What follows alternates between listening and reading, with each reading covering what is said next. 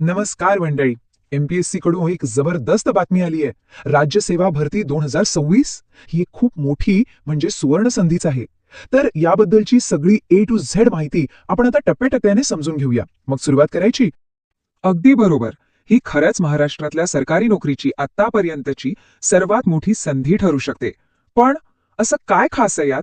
चला, पुढच्या काही स्लाइड्समधनं आपण हेच तर जाणून घेणार आहोत की ही संधी इतकी महत्वाची का आहे. तर बघा, एमपीएससीने म्हणजे महाराष्ट्र लोकसेवा आयोगाने एकूण 139 जागांची घोषणा केली आहे. आता 139 हा आकडा ऐकायला छोटा वाटेल, पण यात इतकी महत्वाची आणि प्रतिष्ठित पदं आहेत ना की अनेक उमेदवारांची स्वप्न पूर्ण होऊ शकतात. आणि हो, सगळ्यात महत्वाची गोष्ट, ही तारीख डोक्यात आणि कॅलेंडरमध्ये अगदी पक्की लिहून ठेवा. अर्ज करण्याची शेवटची तारीख आहे 14 मार्च 2026. वेळ कसा निघून जाईल ना, कळणार पण नाही. त्यामुळे ही डेट मिस करायची नाहीये. तर ही एमपीएससी राज्य सेवा भरती आहे आणि याचं वैशिष्ट्य म्हणजे निवड झाल्यावर नोकरीचं ठिकाण संपूर्ण महाराष्ट्रात कुठेही असू शकतं. चला तर मग या संधीबद्दल अजून खोलात शिरूया आणि सगळी माहिती व्यवस्थित समजून घेऊया. बरं, जागा आहेत 139, पण कोणत्या पदांसाठी? हा प्रश्न सगळ्यांनाच पडला असेल, बरोबर? चला, पुढच्या स्लाइडमध्ये आपण तेच बघूया की नक्की कोणती पदं आहेत. एक छोटासा अंदाज बांधता येईल का की या सगळ्या पदांमध्ये सगळ्यात जास्त जागा कुठल्या पदासाठी असतील? जरा विचार करा, कारण उत्तर इंटरेस्टिंग आहे. तर हे बघा, उत्तर आपल्या समोर आहे.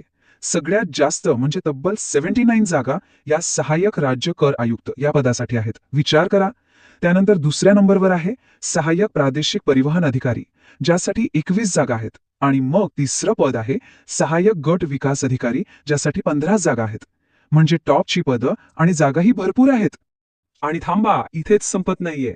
याशिवाय पोलीस उपअधीक्षक, राज्य उत्पादन शुल्क अधिकारी, मंत्रालयीन कक्ष अधिकारी अशी एक ना अनेक महत्वाची पदं या भरतीत आहेत. याचा अर्थ काय? तर प्रत्येकाला आपल्या आवडीनुसार आणि पात्रतेनुसार निवड करण्यासाठी खूप सारे ऑप्शन्स आहेत. आता इतकी सगळी चांगली पदं समोर असताना आपल्या करिअरसाठी कोणतं पद निवडायचं याचा विचार आतापासूनच सुरू करायला हवा, नाही का? चला, आता वळूया पुढच्या महत्वाच्या मुद्द्याकडे, पात्रता आणि वयोमर्यादा. अर्ज करण्याआधी या गोष्टी माहीत असणं सगळ्यात जास्त गरजेचं आहे. इथे खूप चांगली बातमी आहे, ती म्हणजे बहुतेक पदांसाठी कुठल्याही शाखेचा पदवीधर अर्ज करू शकतो. हो, पण एक अपवाद आहे, तो लक्षात ठेवायला हवा. जे सहाय्यक प्रादेशिक परिवहन अधिकारी म्हणजेच ARTO पद आहे, त्यासाठी मेकॅनिकल किंवा ऑटोमोबाईल इंजिनिअरिंगची डिग्री आणि सोबतच हेवी व्हेकल चालवण्याचा परवाना म्हणजे लायसन्स असणं बंधनकारक आहे. आता वयाचं बघूया. वयोमर्यादा आहे 18 ते 38 वर्ष आणि ही कधी मोजली जाईल तर 1 जुलै 2025 या तारखेला. आणि हो, इथे एक महत्वाची सूचना. जे उमेदवार राखीव प्रवर्गात येतात त्यांच्यासाठी वयोमर्यादेत 5 वर्षांची सूट सुद्धा आहे. आता अर्ज शुल्कावर येऊया. खुल्या प्रवर्गासाठी हे शुल्क आहे 544 रुपये आणि मागासवर्गीय किंवा राखीव प्रवर्गातील उमेदवारांसाठी ते आहे 344 रुपये. ठीक आहे, पात्रता आणि शुल्क तर कळालं. आता सगळ्यात मेन गोष्ट, अर्ज कसा करायचा. चला, आपण ही online process step by step समजून घेऊ. अजिबात अवघड नाहीये, खूप सोपी आहे. हे बघा, फक्त या 5 सोप्या स्टेप्स फॉलो करायच्या आहेत. पहिली स्टेप, mpsconline.gov.in या वेबसाईटवर जायचं. दुसरी स्टेप, तिथे कॅन्डिडेट लॉग इन करायचं. तिसरी स्टेप, योग्य जाहिरात निवडायची. चौथी स्टेप, आपली सगळी माहिती अगदी बरोबर भरायची. आणि शेवटची 5वी स्टेप, फी भरून अर्ज सबमिट करायचा. झालं. सोपं आहे की नाही? पण एक सल्ला नक्की ऐका. अर्ज भरताना अजिबात घाई करू नका. कोणतीही चूक टाळण्यासाठी अर्ज भरायच्या आधी आयोगाने जी मूळ जाहिरात दिली आहे ना, ती एकदा पूर्ण आणि शांतपणे वाचून काढा. हे खूप महत्वाचं आहे. आता आपण येऊया या सगळ्या प्रक्रियेच्या सगळ्यात महत्वाच्या भागाकडे, आणि तो म्हणजे महत्वाच्या तारखा. एकही तारीख विसरता कामा नाही. ही टाइमलाईन नीट बघा.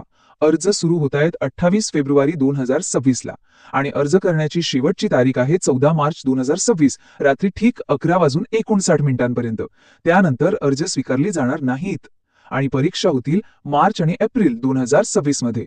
आणि परीक्षेच्या तारखा पण ठरल्या आहेत. त्या आहेत 29 मार्च आणि त्यानंतर एप्रिल महिन्यात 5, 18, 19 आणि 26 तारखेला परीक्षा होतील.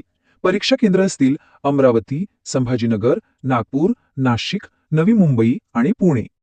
आणि परत एकदा एक अतिशय महत्वाचा सल्ला, शेवटच्या दिवशीची वाट बघत बसू नका. आपल्याला सगळ्यांनाच अनुभव आहे, शेवटच्या दिवशी वेबसाईटवर प्रचंड लोड येतो. ती स्लो होते, कधी कधी बंदही पडते. तो धोका नकोच.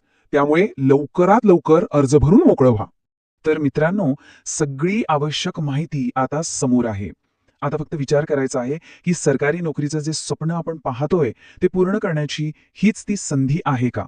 हा निर्णय प्रत्येकाचा स्वतःचा असेल. तयारीला लागा आणि सगळ्यांना खूप खूप शुभेच्छा.